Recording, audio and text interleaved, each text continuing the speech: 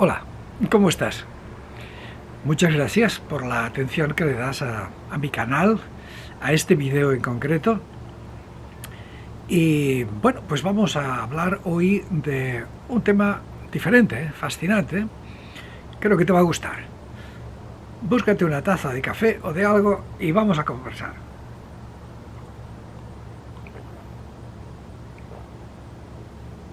Magnífico. Este cafecito era lo que me estaba haciendo falta.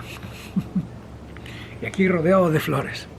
Bueno, espero que no haya ningún ruido ambiental y vamos allá.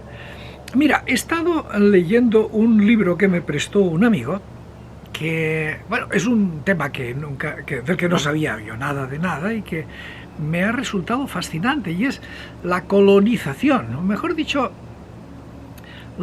cómo fue la llegada de los franceses a Norteamérica, en concreto pues a Canadá, a lo que hoy día es Canadá.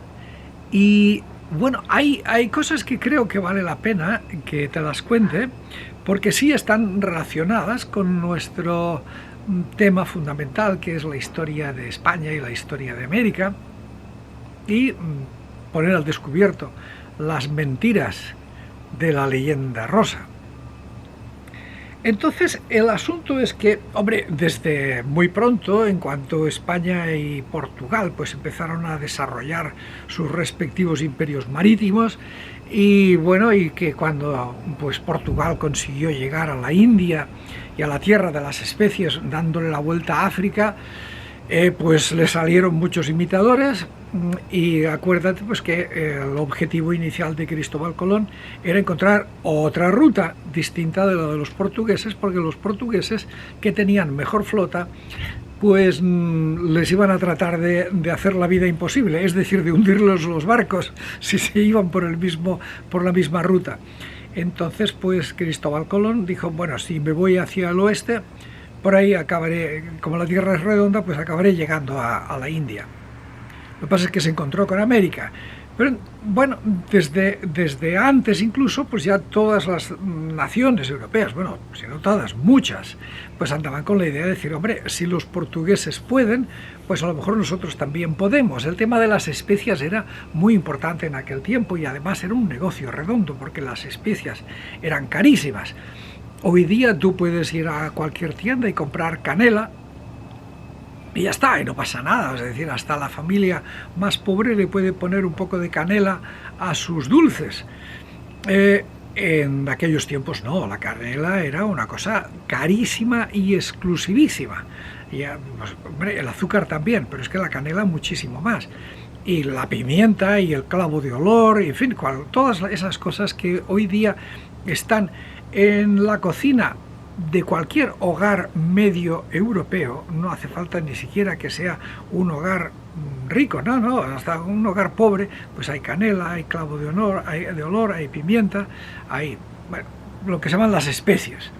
En aquellos tiempos no, en aquellos tiempos eran carísimas, y todas habían estado llegando en un comercio de caravanas cruzando toda Asia, y que llegaba pues prácticamente pues hasta Venecia, y después, bueno, primero Constantinopla, Venecia, y todo este negocio iba funcionando hasta que los turcos pues prácticamente se toman casi, pues bueno, casi se toman todo el sureste europeo, y entonces pues aquel negocio parece que quedó o interrumpido, o bastante interrumpido, o fuera del control de los comerciantes habituales. Entonces la ruta del oeste empezó a tomar importancia. España se encuentra las Indias occidentales, es decir, América, y dice, esto es mío. A regañadientes les ceden un pedacito muy pequeñito a Portugal, que luego Portugal se espabiló y casi se queda con la mitad de toda Latinoamérica, de Sudamérica. Pero bueno, eso ya fue la estupidez y la negligencia de los gobernantes españoles, de dejar que lo que empezó siendo una esquinita en el extremo más oriental de Sudamérica, pues aquella esquinita acabó multiplicándose por 100. Vale, más incompetencia, más estupidez y más inoperancia. Pero no, ese no es el tema ahora. El tema sigue siendo la búsqueda de las especies. Entonces, claro, Francia dijo, pues yo también quiero ir. Y entonces, pues claro, lo intentaron varias veces, pero los machacaron. Es decir, pusieron, por ejemplo, pues una colonia en Florida y nada, y la arrasaron y mataron a todos los que pillaron, ¿no? Y lo mismo, bueno, los ingleses cuando empezaron tímidamente a instalarse en Virginia y más al norte, pues lo hicieron allí porque pensaban que estaba lo suficientemente lejos de los españoles como para que los españoles no fueran a arrasarlos. Y los franceses, pues al final acabaron metiéndose por el extremo norte, es decir, fueron explorando hacia el norte, tratando de encontrar un paso hacia el Pacífico, o sea, un paso hacia Asia. Dijeron, bueno, si Magallanes ha encontrado un paso por el sur, que efectivamente lo encontró, pues, y los otros se habían dado cuenta que a la altura de Panamá la cosa era bastante estrecha en el istmo de Panamá y Centroamérica. Entonces se sabía claramente que había un mar al este y otro mar al oeste. Bueno, entonces decían el mar del norte y el mar del sur. Pues los franceses dijeron, todo eso lo controlan los españoles, nosotros queremos buscar un paso por el norte, que los españoles no lo han intentado. O que al menos si lo habían intentado, pues se habían despechado enseguida. El paso por el Mar del Norte fue un fracaso, es decir, no encontraron nada, pero mira, explorando, entonces los primeros exploradores franceses encontraron el río San Lorenzo y vieron, mira, pues aquí hay algo, ¿no? Es decir, aquí hay tierra, aquí esto se parece un poco en el clima pues a lo que es Francia o lo que es Europa. A lo mejor aquí podemos cultivar cosas. Además se dio cuenta de que la pesca era muy rica en toda esa área, lo que hoy día se llama Newfoundland, Nova Scotia, todos esos sitios. Pues entonces empezaron a llegar pescadores. Incluso llegaron pescadores vascos. Se formó una base pesquera de vascos que iban a por ballenas, pero también de paso pues bacalao. El bacalao era muy abundante en esa zona, ¿no? Entonces cogían el bacalao, lo secaban y entonces pues venga a vender bacalao salado o seco en toda Europa. Y bueno, pues se ve que era un buen negocio porque llegaron muchos, ya te digo, había una sede permanente de vascos, una base. ¿A qué eso no lo sabías? Bueno, pues entonces también descubrieron que había pieles, pieles de animales salvajes. Y para esas fechas, ya estamos hablando pues de 1550, 1500, sí, por ahí, ya en Europa prácticamente habían exterminado a todos los pobres animalitos que tenían pieles deseables, ¿no? Pues lo único que quedaban eran zorros, pero en fin, una piel de zorro no es lo mismo que una piel de un animal más fino, como por ejemplo eran los castores, ¿no? Entonces pues los franceses que llegaron allá dijeron, oye, pues aquí hay muchos castores, con lo cual pues empezaron primero a cazar castores y a llevárselos, ¿ves? Tratar las pieles y llevárselas a Francia, y se dio cuenta que era un negociazo, vamos, era una cosa fantástica. Los precios que pagaban por el castor en Francia y en Europa pues eran muy altos. Magnífico. Pero dieron un pasito más y entonces se dieron cuenta de que los nativos, que eran sobre todo pues hurones, los nativos se dedicaban también a cazar estos animales, y también llevaban las pieles de esos animales. Entonces empezó el comercio. Dijeron, oye, mira, pues te cambiamos, mira, ¿ves este cuchillo de hierro? ¿Te interesa? ¿Te parece bonito? Bueno, perfecto, te lo cambiamos por pieles. Y entonces, pues nada, llegaban los indígenas, los hurones, los algonquines, los que fueran, pues trayendo pieles para intercambiarlas por cuchillos, por, yo qué sé, por hachas, por cualquier cosa que les sirviera, ¿no? Que les pareciera útil. Seguramente también les daban baratijas, y cosas les daban, pues unos espejitos y unos vidrios de colores, qué sé yo. Bueno, mira, comercio, ¿no? Entonces, pues empezaron a intercambiarlos, claro. Muy pronto los franceses que llegaban se dieron cuenta de que aquello era mucho más rentable incluso de que ir ellos a cazar a los castores. Los indígenas nos los traen ya preparaditos, ya viene la piel suelta, o sea, no tenemos que ir a cazar, ir a desollar el animal y tratar la piel, porque si coges la piel sin más se pudre, ¿no? Había que tratarla. Con lo cual, pues se hizo un negocio de tráfico de pieles fabuloso, tan fabuloso que en algunos momentos, lo cuentan los historiadores franceses, en algunos momentos llegaron a ver hasta 100 barcos, 100 barcos que llegaban de Francia buscando pieles de castores, cada uno por su cuenta, eran negocios independientes.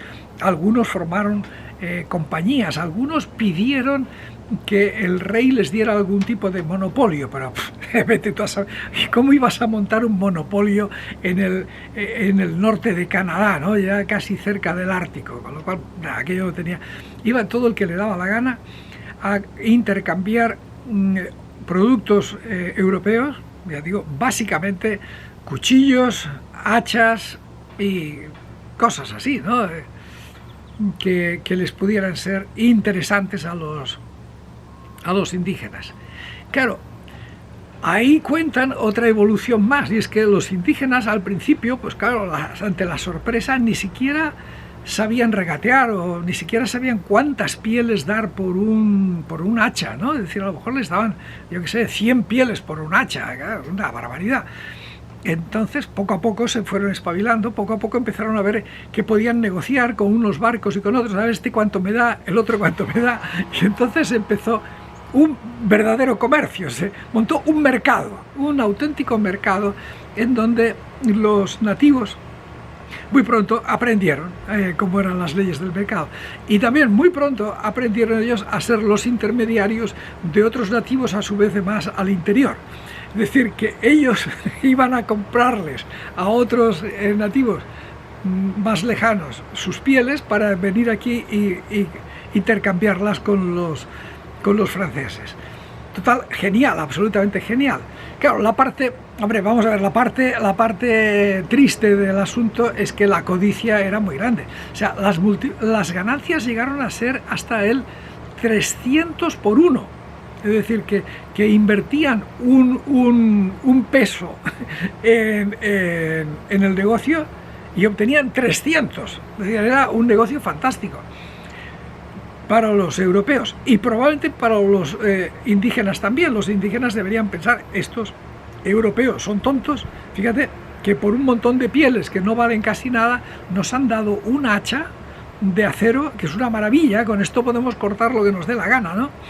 Entonces los dos salían ganando, que es lo formidable del comercio. Es decir, cuando los dos que intercambian cosas, comercian, salen ganando, pues esa es la auténtica maravilla del comercio. Por eso es que Adam Smith decía que la riqueza de las naciones viene del comercio. Bueno, pero te decía que la parte triste de este episodio es que acabaron prácticamente exterminando los castores. Es decir, en el área donde estaban cercanos los franceses, pues efectivamente empezaron a desaparecer los castores, ya tenían que irse cada vez más lejos. Siempre hubo algunos franceses que se aventuraban a irse tierra adentro y que aprendían las lenguas de los indígenas y que prácticamente vivían como indígenas por allí metidos, y se pasaban a lo mejor 1 año o 2 años metidos por los bosques haciendo exploración y cazando, yo qué sé, hay gente con espíritu aventurero, ¿no? Ya que te mencionaba que aprendían el idioma, claro, a los otros que comerciaban les pasaba lo mismo. Es decir, el tipo que llegaba con un barco cargado de utensilios de hierro para intercambiárselos a los indígenas, pues decía, vamos a ver, va a ser mucho mejor si traigo a alguien que sabe el idioma, con lo cual el conocer las lenguas de los nativos era una ventaja comercial. Y para los nativos lo mismo, conocer el francés también era una ventaja comercial, con lo cual se ejerció un intercambio realmente fabuloso, magnífico. No digo que libre de problemas, ¿eh? Es decir, ojo, tenemos experiencia abundante y solamente hace falta mirar los periódicos de nuestros días, de cuántas guerras, cuánta violencia hay en todas partes, para darnos cuenta de que donde quiera que haya pues estos bípedos sin pelo, que se llaman seres humanos, donde quiera que están va a haber violencia y va a haber cosas negativas. No digo yo que en la interacción entre los nativos de esa área del Canadá francés y los franceses no hubieran problemas, no hubieran ataques, no hubieran robos, no hubieran masacres. Las hubo, evidentemente.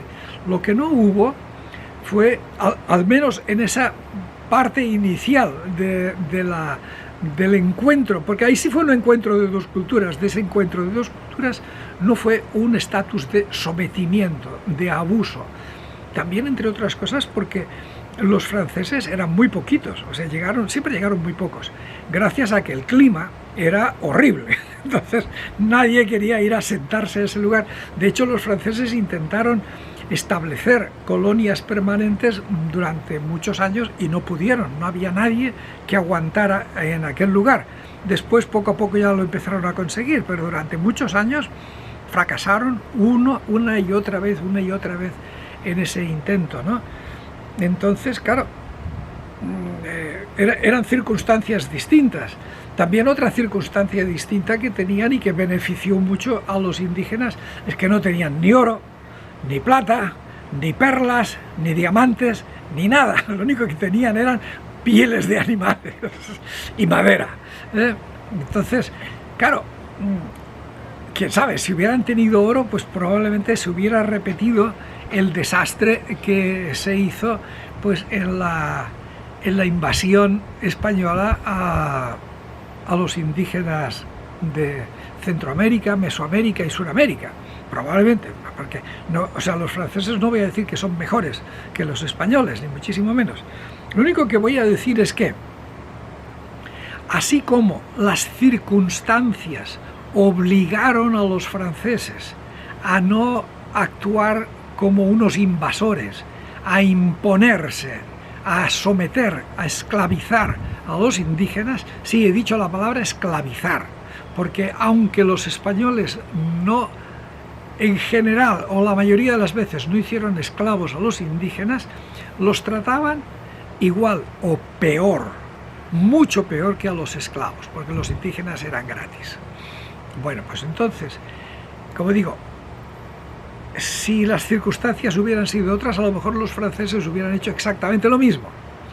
Pero gracias a Dios, o tuvieron por suerte los hurones, no había ni oro, ni plata, ni diamantes, ni rubíes, ni perlas, ni nada. Solamente había castores y pesca. Claro, lo que yo pienso y se me ocurre, digo, ¿y si en lugar de entrar a sangre y fuego, invadiendo, matando, masacrando, exterminando gente, los españoles hubieran ido simplemente a comerciar, a hacer lo mismo?